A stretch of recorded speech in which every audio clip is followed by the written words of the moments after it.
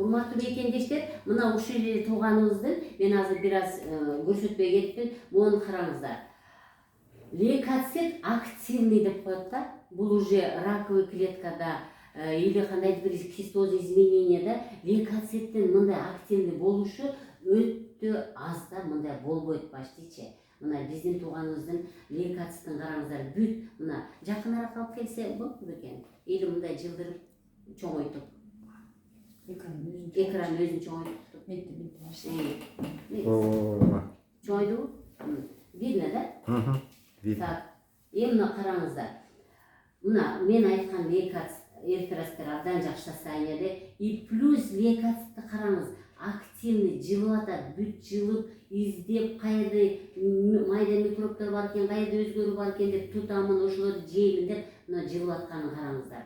Бул доброкачественный опухоль болсун, киста болсун, мындай активный лейкоцит болбойт почти. А биздин тууганыбыз көрдүңүзбү? Абдан жакшы өзүн карап, айткан ыкмаларды чогултуп, 90 сүлүк алдым деп сүйүнүп отурат. 90 сүлүк алган. Мына эң сонун результат. Эми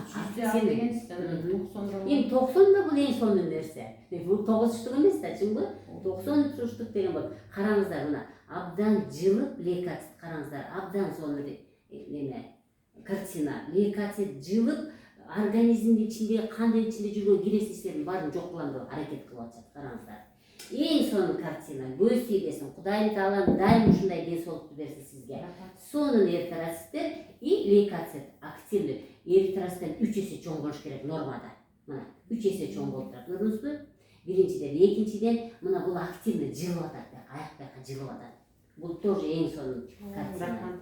Сиздин жакшы Урматтуу мекендештер, мен сиздерге ушундай картина, ушундай кандын составын каалайт элем. Саламатта болуңуздар.